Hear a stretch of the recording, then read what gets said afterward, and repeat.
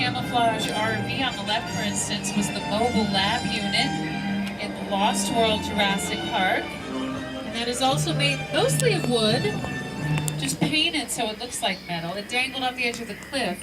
Well, it was really the parking garage. I showed you that clip earlier on in the tour. Oh, you know what? It looks like we have some dinosaurs out and about. Yeah, it looks like they're spitting a little bit. That's okay. Dinosaur spit's really good for you.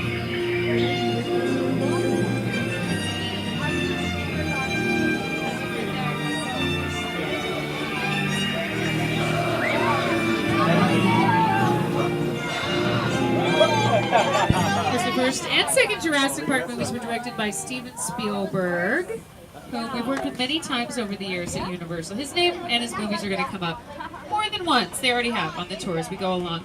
And something Steven Spielberg would be super familiar with in terms of movie making would be weather effects. Like in the Jurassic Park films, those movies take place in a jungle climate where there would be a lot of rain. But if you're filming a scene like that here in Southern California, where we don't get a lot of rain, show you how we can accommodate a filmmaker in that situation. We're going to get a demonstration in Old Mexico. These sets we're pulling into now.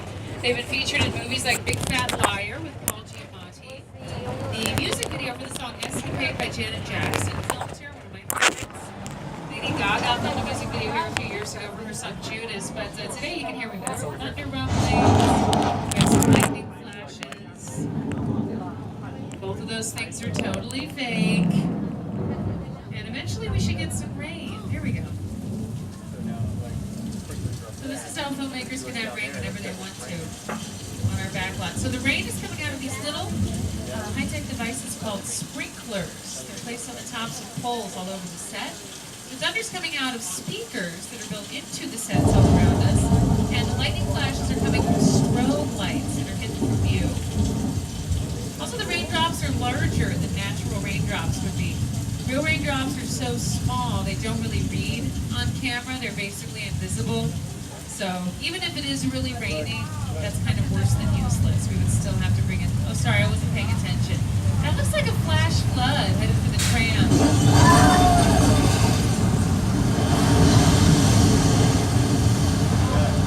Yeah, it was. It was a big flash flood. If you thought it was intense from our point of view, imagine how Lady Gaga must have felt. Put yourself in Gaga's shoes. She filmed her music video here a few years ago, as I mentioned, for her song Judas, and she had a stunt double that was going to stand out there and have the water knock over the stunt double for a shot. At the last minute, Gaga decided to do it herself. She got out there, water knocked her down right on cue, they got the shot, she was fine, she's a total pro. Now over on the left-hand side, we have more of Old Mexico, where 2 episodes of the show Criminal Minds Beyond Borders have filmed. Also the show Last Man on Earth starring Will Forte filmed there recently. We're going to go from Old Mexico, though, straight into the Old West. On the left-hand side, we have 6 Points, Texas. We have a pretty expansive western section to our backlot. We've got 6 Points on the left, and then Denver Street on the right-hand side. Denver Street in particular has been the site of a lot of really vicious barroom brawls over the years. Just gonna stir things up here. But I am.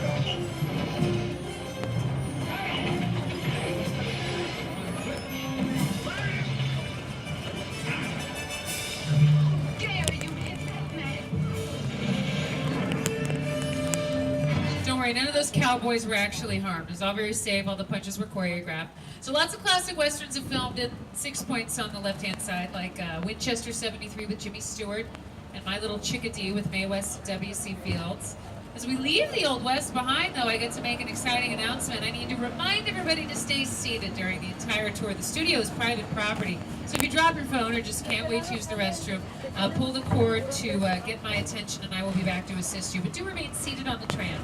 Over on the left now, we're passing by a body of water called Park Lake. That was the Black Lagoon in the film The Creature from the Black Lagoon.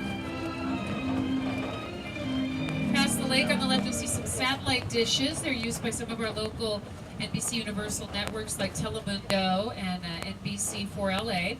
Over on the right-hand side, we're approaching Little Europe, so-called because these sets can be any European country a filmmaker wants. We just change up the set decoration.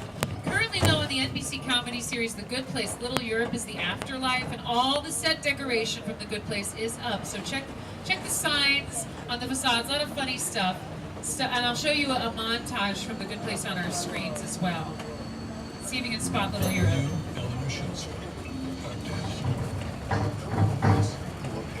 The afterlife. I've never ever seen this. You're in the good place. I'm not supposed to be here. Are we going to the bad place? What is the bad place? Well, it doesn't sound awesome. So The Good Place currently films in Little Europe. There's also a lot of history in Little Europe. Many of our classic Universal monster movies filmed here back in the 1930s. Movies like Frankenstein, The Mummy, The Invisible Man, and Dracula. Actually, two versions of Dracula filmed simultaneously here in 1931. The English language version and a Spanish language version with a different cast. I am Dracula. Soy Dracula. So the Spanish language cast would come in at night and film on the same sets in our sound stages and in Little Europe.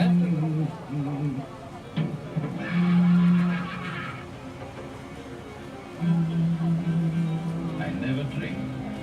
Why? Yo nunca bebo. Many film aficionados consider the Spanish language version of Dracula to be the superior version of the film overall. It was actually added to the National Film Registry in 2015, which is something very fancy. Nobody knows exactly what it means, though. Often, though, when our monster movies filmed in Little Europe, they would specifically film the angry mob sequences there.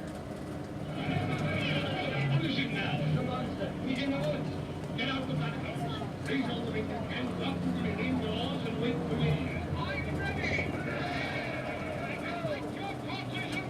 So these angry mobs, they get together near the end of the film. They decide they're going to try to kill the monster that's been scaring them all through the movie.